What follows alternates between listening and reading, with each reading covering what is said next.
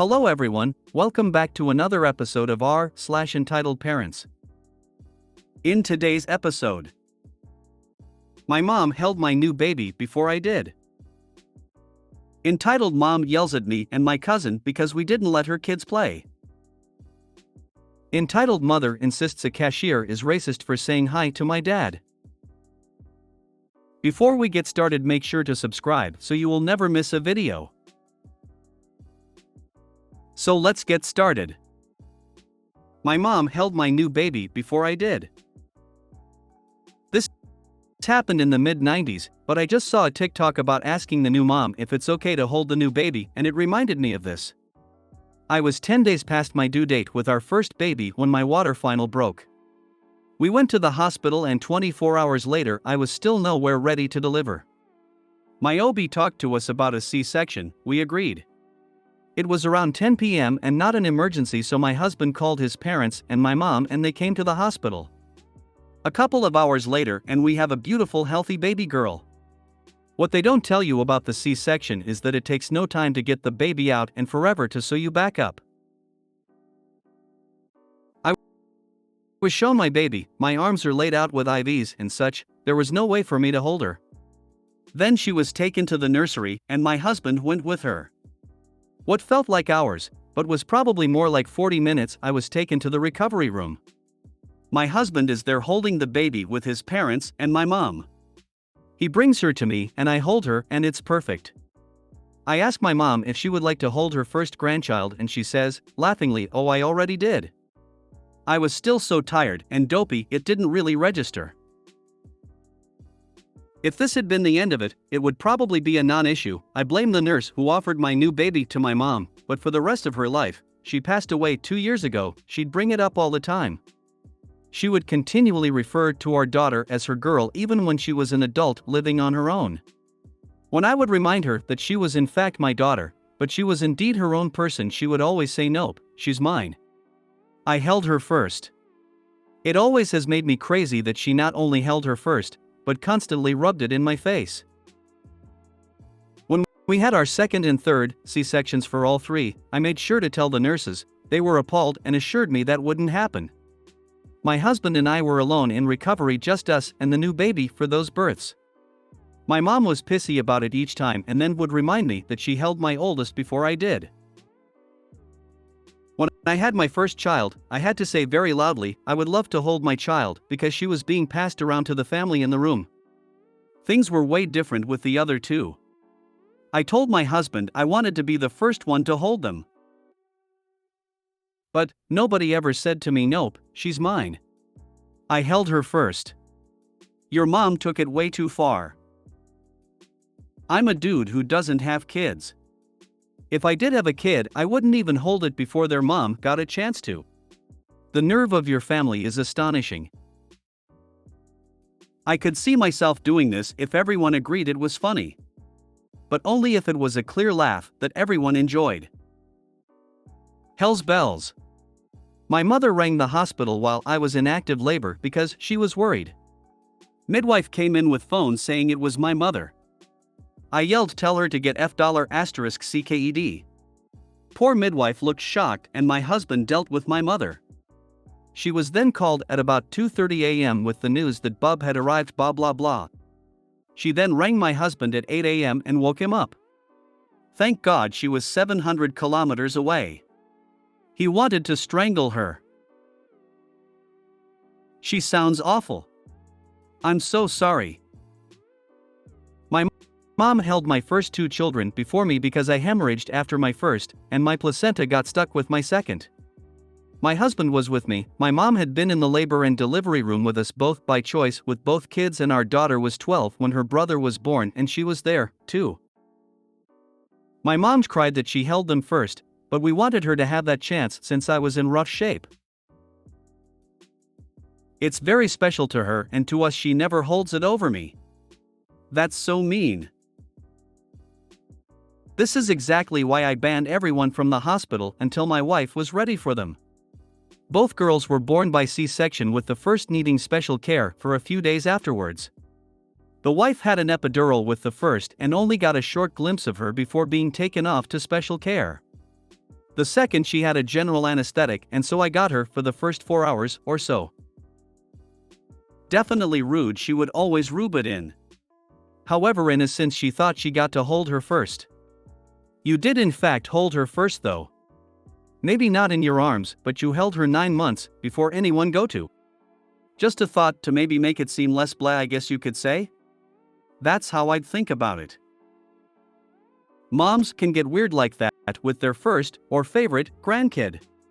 When I was going through drama with my daughter's dad, he tried to take custody by not taking her to her preschool and keeping her from me.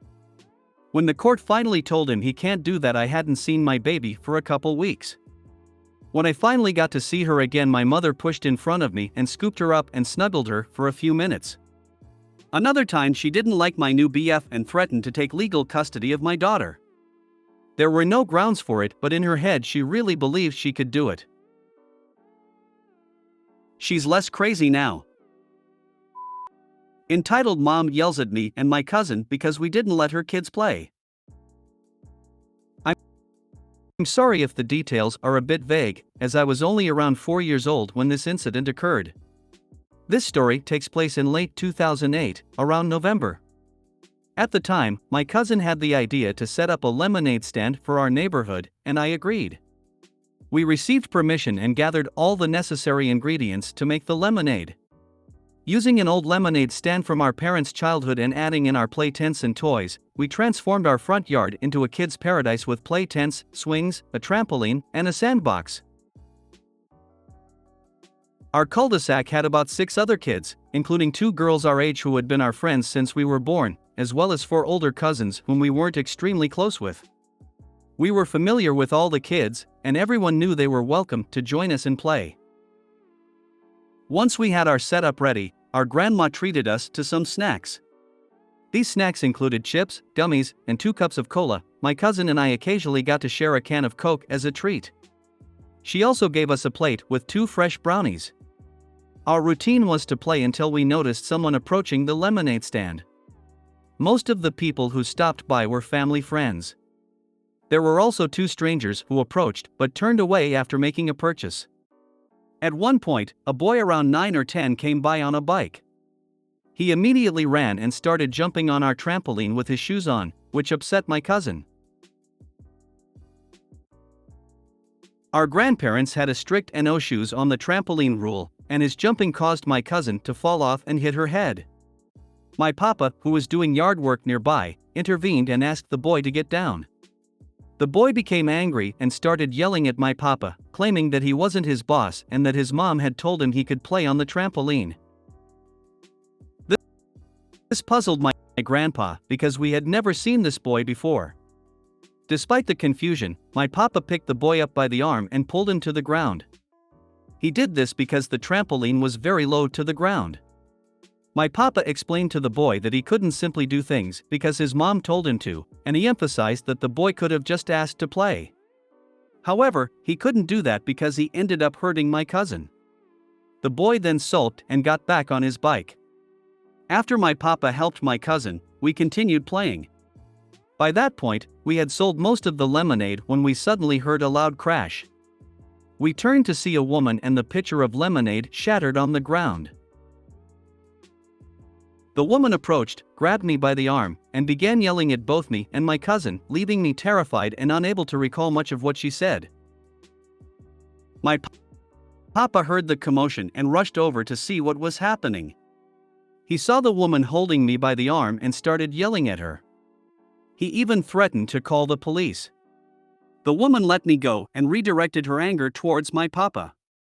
To her surprise, my kind-looking grandpa could be stern and assertive. He shouted at the woman while my cousin comforted me. Unfortunately, the part of my arm that she had grabbed was already starting to bruise. Eventually, the woman grabbed a half-eaten brownie and threw it at my papa. In response, he took out his phone and called 911. This frightened the woman, prompting her to quickly run off. After that, we packed up and went inside. Fortunately, we were never bothered by that woman or her son again. We also found out that they lived on a nearby street. Good thing your dad was nearby.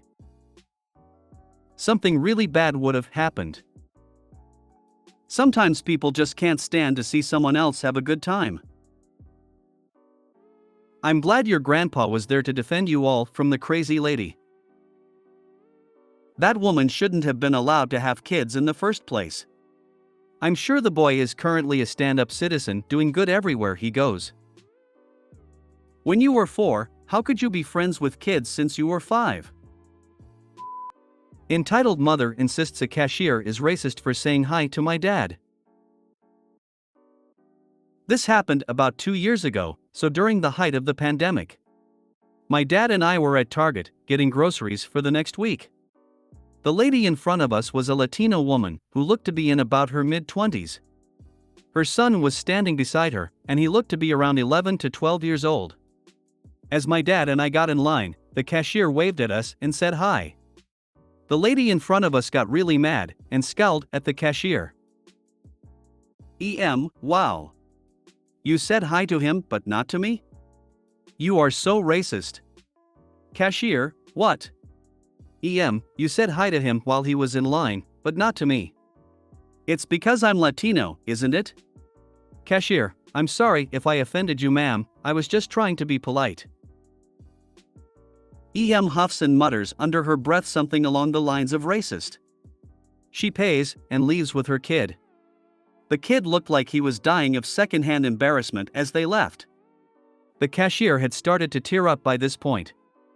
I feel bad for that kid. This reminds me of the time my mother worked at a mall food court. She was rushing to get samples of chicken out and couldn't cut up the pieces, gave a family of 4 that happened to be white these big chunks of chicken.